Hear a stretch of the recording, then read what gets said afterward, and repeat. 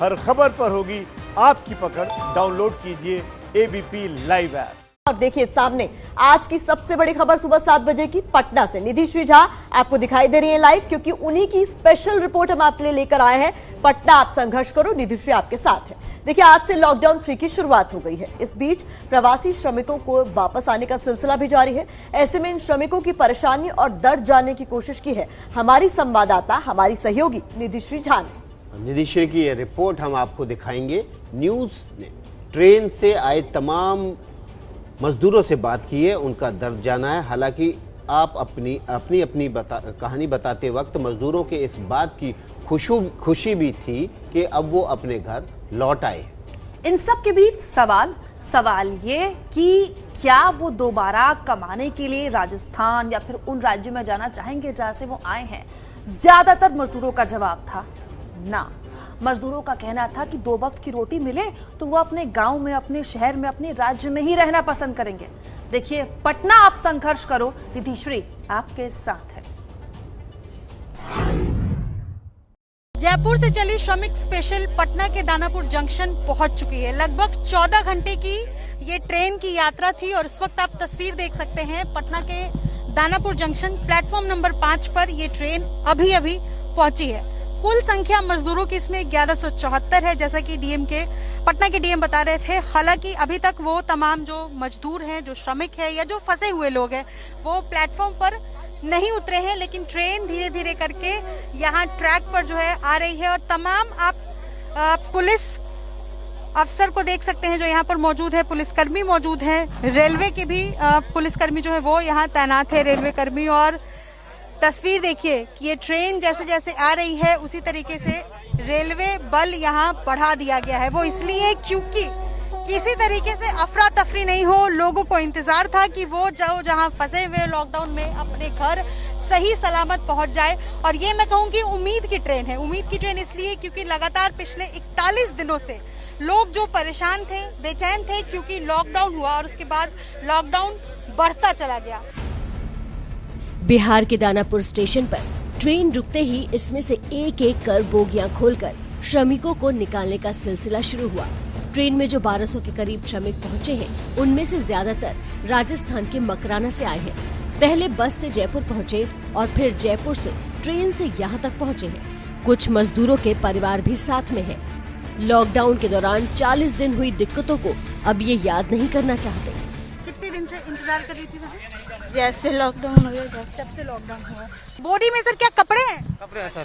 कहाँ से आ रहे थे? जयपुर से। जयपुर से। अभी खुशी हो रही है घर जाने की? हाँ खुशी तो हो रही है। बहुत परेशानी बहुत उधर है। काम धंधा नहीं चल रहा था, मजबूरी था, इसलिए आना पड़ा। कभी कभी राशन मिलता था, कभी नहीं मिलता था। कौन देता था राशन? राशन वही गाँव वाला देता था। पैसे तो बिल्कुल खत्म। वहाँ पर भी मकरा नाम हम लोग को खर्चा पानी नहीं दे रहा, तब ने वहाँ से दरखास्त लिख के दिया ऑफिस में। दानापुर स्टेशन पर पटना का पूरा सरकारी अमला डटा हुआ है। खुद पटना के डीएम कुमार रवि भी स्टेशन पर है और मजदूरों को दानापुर स्टेशन से बसों के जरिए उनके घरों को भेजने की तैयारियों को देख रहे हैं। मजदूरों को घर भेजे जाने से पहले उनकी स्क्रीनिंग की व्यवस्था भी की गई, जिससे कोई संक्रमित व्यक्ति सीधे अपने गांव न पहुंच जाए। यहाँ पर प्रशासन के द्वारा उनके आगमन के उपरांत जो की जाने वाली कार्रवाई है उसकी पूरी तैयारी की गई है।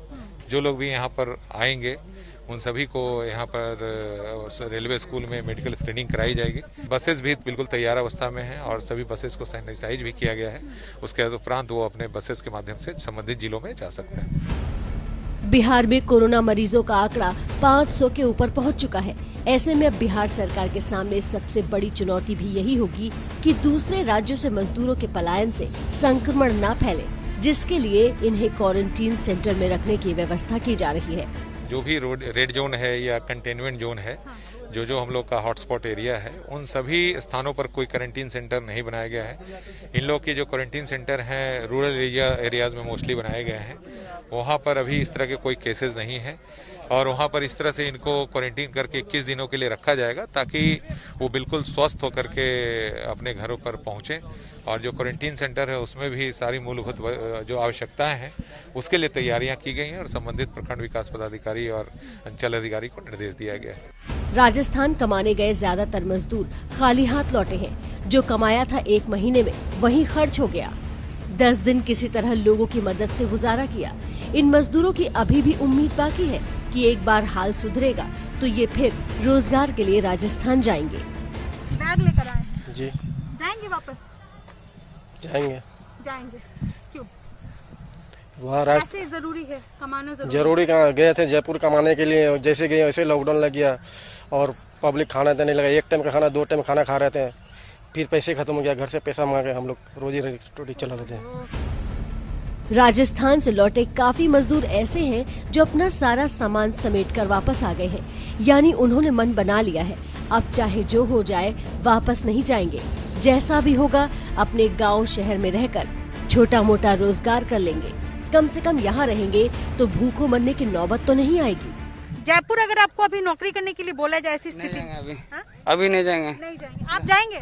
जी नहीं, जब हम लोग का घर बिहार में ही मिल जाएंगे तो वहाँ क्या करेंगे जाके। सही बात। आप नहीं जाएंगे हम। नहीं जाएंगे? आप नहीं नहीं जाएंगे? नहीं क्यों नहीं जाएंगे? जाएंगे, अभी गाँव दिक्कत है सब। तो दिक्कत है, अपना गाँव छोड़ के जाता है तो सभी को दिक्कत होते ना सब। तो कौन सोचते हैं कि अपना गाँव छोड़ के जाए। आपका क्या नाम है बच्चे? सोनू। पापा के साथ है? हाँ। वहाँ पापा के साथ क्या काम करते थे? नहीं, पढ़ाई करने। इतना छोटा सा बैग है। मम्मी कहाँ है आपकी? गाँव है। गाँव में? इतने दिन से 41 दिन से बिना मम्मी के थे वहाँ पर? हाँ। तो अभी अच्छा लग रहा है घर जाने में? हाँ। क्या नाम है आपका? सोनू।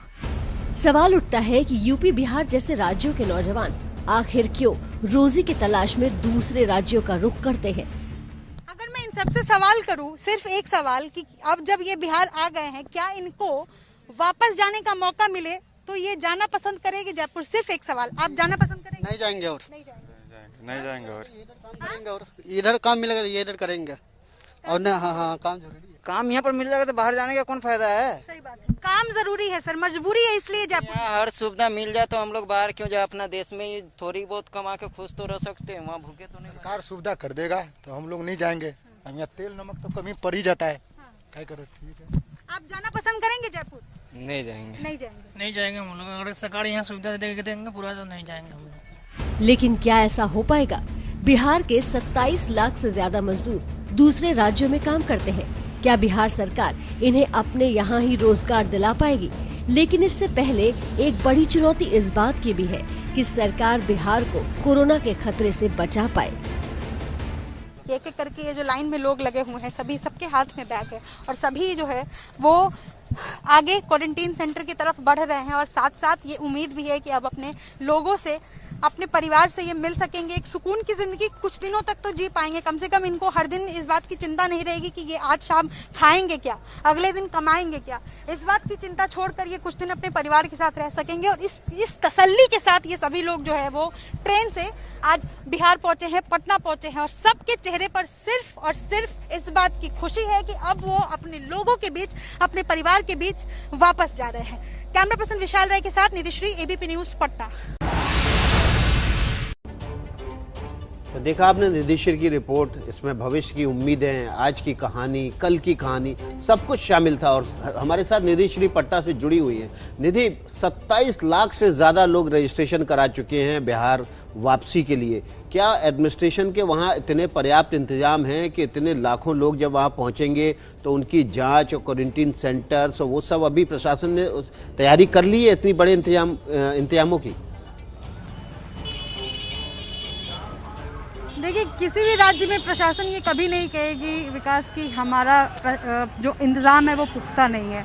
बिहार सरकार भी यही दावा कर रही है कि सभी जगह क्वारंटीन सेंटर जो है वो वहाँ पर सभी सुविधाएं मौजूद है। लेकिन जैसे अररिया है या सुपौल है, वहाँ के क्वारंटीन सेंटर से इस तरीके की तस्वीरें आई हैं कि जो मजदूर बाहर से आए हैं उनका कहना है कि मतलब गंदगी बहुत ज़्यादा है और वो रहेंगे कैसे, खाने पीने के लिए भी उनको सही से नहीं मिल रहा है। तो इस तरीके की शिकायतें आई हैं। लेकिन वही सवाल है कि 27 लाख से ज्यादा मजदूर हैं जिन्होंने रजिस्ट्रेशन कराया है अभी तक, वो आएंगे बिहार तो उनका इंतजाम कैसे? सबसे पहले तो बिहार सरकार को इस चुनौती से निपटना है कि कोरोना संक्रमण का जो खतरा है वो नहीं फैले। क्योंकि पिछले बार जो लोग आए थे पटना पुणे ट्रेन से, जो मजदूर आए थे, शुरू में लगा कि मजदूरों से संक्रमण नहीं होगा, जो पैदल चल के आए उनसे नहीं होगा। लेकिन कई केसेस आए हैं, कई ऐसे जिले जहाँ पर पहला मामला ऐसा आया है मजदूर से संक्रमण का। तो ये एक बड़ी चुनौती है। उसके बाद रोजगार को लेकर सरकार सोचेगी। निधि, बहुत शुक्रिया आपका। और रहुआ भी ख्याल रखी, ग्राउंड जीरो पर मुश्किल हालात बा, स्वास्थ्य ठीक बानू?